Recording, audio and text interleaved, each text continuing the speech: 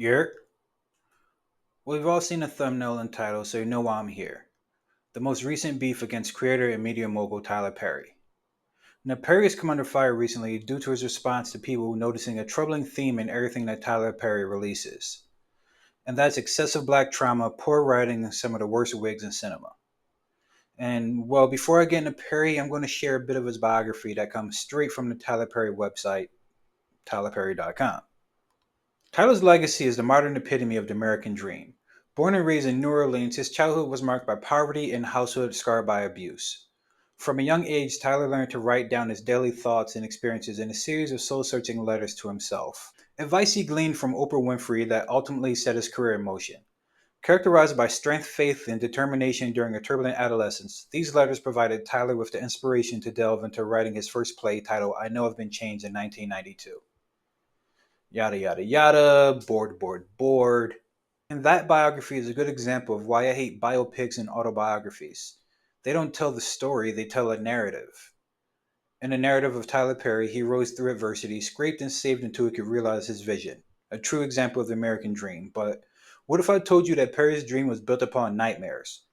Sacrilegious abuses of a platform built in a black church to exploit artists looking to get a foot in the door. Yeah, it'd be pretty wild if I said something like that. But to understand the issue around Tyler Perry, it helps to start at the beginning.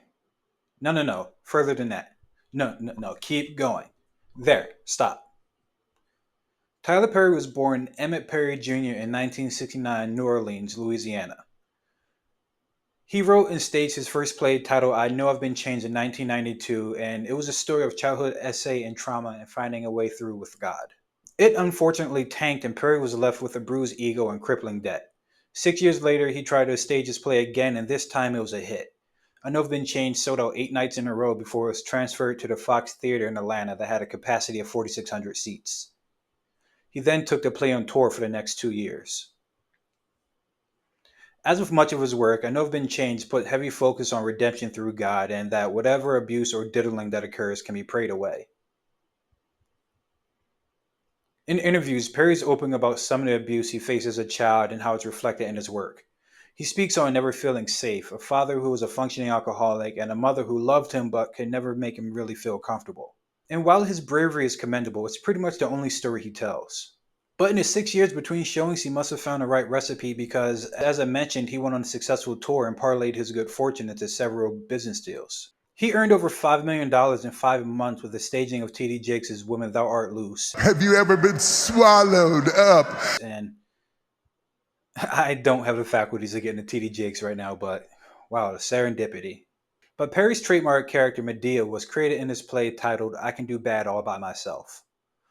The brutally honest, rambunctious, gun-toting grandmother, whose name comes from the frequent African-American contraction of Mother Dear, was played by Perry in drag. There's been a fair amount of discourse about the man in dress comedy trope. For starters, it's just really outdated. I mean, there never really was a punchline. It's just been, look, man in dress equals funny. Look how funny it is for this guy to be dressing something for women. I mean, it's literally just fabric and any characteristics associated with it are social constructs, but what the hell do I know? There is also the contradiction of the drag performance and the conservatism of the church. Year after year, the most powerful black media mogul to date has cross-dressed as a foul-mouthed grandmother to promulgate a conservative religious message, and year after year, this seeming contradiction has inspired people to ask whether this filmmaker or his audiences are hypocritical. Black trans women are disproportionately targeted for harassment and abuse, and often the best the church can offer is thoughts and prayers. Help garner acceptance, create safe spaces? Nope. It's always the hate the sinner, not the sinner motif, and that bare minimum acceptance is the best that can be done. So you can see how productions with Christian themes using a man in a dress as a joke can be offensive, patronizing even. Some folks have argued that community acceptance of Medea should mark a change in community acceptance of black trans women, which is understandable. If an audience can extend grace to a character portrayed in drag, what is the issue with trans women just existing? And you can't use the Bible as an excuse unless you're willing to acknowledge that the line you draw is arbitrary and dependent on where you feel it should be and not based on religion. While provocative and even potentially productive, there is also serious issues with any attempt to align trans color experiences with Perry's Medea. Where one encompasses the realities of daily existence, the other is always and crucially theatrical and framed.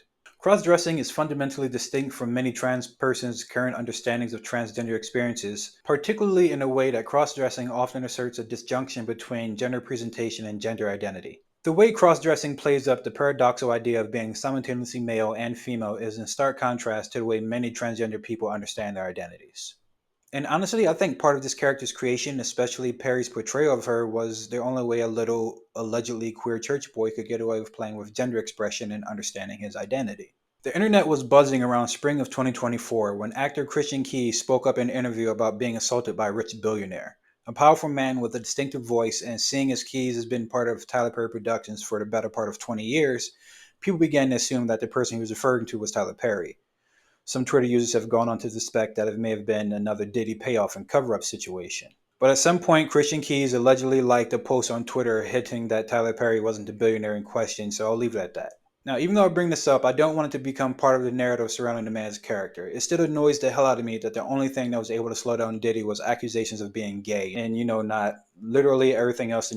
But back to what I was saying about the early Tyler Perry years. It was in the early 2000s that Perry began to transition into film, releasing Diary of a Mad Black Woman and Meet the Browns, starring David and Tamela Mann, mainstays in Tyler Perry Productions, and Angela Bassett with her fine self. Oh, and Rick Fox is in the movie, but ain't nobody care about Rick Fox when he played for the Lakers. But it was Diary of a Mad Black Woman that caused a bit of controversy for Perry in the early 2000s. In a lawsuit filed in May 2007, Donna West, a playwright from Fort Worth, Texas, argued that Tyler Perry lifted material from her Fantasy of a Black Woman play, which was performed 3 times in 1991 in Dallas. And West contended that Perry could have gained access to the script in 1998 when he presented his plays at the Dallas Black Academy of Arts and Letters. Miss West ended up losing this case as it was determined that she didn't provide adequate evidence to prove her claim. In short, there definitely was an opportunity for Perry to have lifted the play from the Dallas Black Academy of Arts and Letters in 1998, with Perry not staging his Diary of a Mad Black Woman play in 2001, but there's no direct evidence of this. And by the time of this case, Tyler Perry was already a wealthy man with a brand to protect. In an appeal for a new trial, West argued that Perry improperly levied emotions in the case. West argued that defendants made improper appeals to emotion at trial to elicit jury to favor defendant's case. For instance, West points out Perry's testimony stating, "I've been through so many emotions in this trial. It's been unreal because this is my name. This thing I've worked on my entire life, for the thing that I was homeless for the thing I went through. I suffered so much."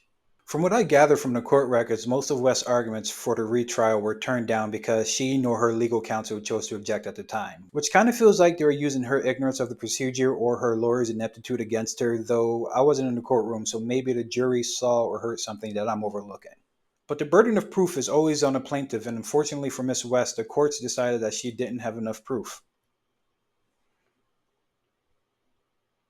The similarities between West's Fantasy of a Black Woman and Perry's Diary of a Mad Black Woman are kind of consistent, but so are many stories dealing with infidelity and abuse. And those two words are Tyler Perry's bread and butter. And when all else fails and he's out of Medea jokes, Tyler Perry leans on a sad black woman in a Christian church. When we consider that Perry's Medea is the only autonomous female character in the fictive world, the larger discourse operating behind Perry's surface level messages of feminist empowerment reads something like the following. A man has to help a woman get out of a domestically violent situation and has to teach her how to respect herself, even if that man is dressed in female clothing and wearing makeup. Moreover, if a woman is to find any sort of healing, she must move from an abusive man to a man who is not abusive. The message always being that a man is absolutely necessary at all times. The church serves as the ultimate, salvation, and anyone who grew up in a church, whether devout or apostate, can agree that the real holy rollers treat prayer like a cure-all and answer prayers as a treat for good behavior. It represents a naive theological understanding that precludes the radical nature of grace and reduces the divine-human relationship to a system of reward. But as I mentioned awards, I'd be remiss not to acknowledge that Tyler Perry Studios helps keep plenty of talented actors in work. Not only that, but paying them what they're worth. A-tier actresses like Viola Davis and Taraji P. Henson, in just two brief examples, have spoken on how they're often not paid their worth and are overlooked for roles. I I have to say that I just simply don't get those roles. I just don't, even after the Oscars. I would say that still 99.9% of the roles I get offered are moms. They're either moms who's, they're moms. And it's not just overlooked industry greats that Tyler Perry looks out for. black television stars from previous decades, character actors, former stars, and pretty much any capable black talent. I want to play this clip real quick. I'm just tired of working so hard, being gracious at what I do, getting paid a fraction of the cost. I'm tired of hearing my sisters say the same thing over and over. You get tired. I hear people go, "You work a lot." Well, have to. The math ain't mathin'. You can see and hear the frustration coming from Taraji. In an unrelated interview, she commends Tyler Perry for breaking the standard and not making her jump through hoops for her salary. Megan Good, star of the poorly received Divorced in a Black, applauded Perry, stating for the first time in her 30-year career she was paid her worth. And so I asked Tyler, and he said, "I was going to give you that anyways." And I was like, "Oh." And then I started crying. And then I couldn't stop. And these aren't issues white actors, especially white male actors, face. Pick a female celebrity of color and you're damn near guaranteed to hear a story of being underpaid or overlooked, and Tyler Perry cuts the right checks. But his accusations of using people's work without credit or cutting the right check is what I want to get into real quick. Even a more secular Tyler Perry sitcom like House of Pain has the same rough formula. As I mentioned in the previous video, Perry doesn't have a writer's room in most of his productions, and House of Pain is probably why. Even though Perry was protected by the Directors Guild of America and actors were covered by the Screen Actors Guild of America, the writers on the show were non-union, and I'm adding the word allegedly so I don't get sued. Tyler Perry fired said writers for union activity. Perry, of course, claims that they were fired due to him not being happy with the scripts they released. But in my opinion, it was more likely because if they were registered under the WGA, Perry would have to split the residuals with the writers. Residuals are basically a cut of the profits whenever a show or project is aired, and under the Writers Guild of America bylaws, they'd have got a cut of that check. Tyler Perry claims to be fair with his writers, but he's listed on the Writers Guild of America website on their Do Not Work list. The Do Not Work list is an additional tool to alert members of our equity or our 4A sister unions to the non-union status of certain employers. Unfortunately, there are times when good faith negotiations between actors and equity employers do not result in agreement acceptance for union members. Other producers may refuse to negotiate altogether or default on the terms of their agreement. In such situations, employers may be placed on a Do Not Work list. House of Pain was not the only case of Tyler Perry allegedly not giving writers their due credit or cut of their wages.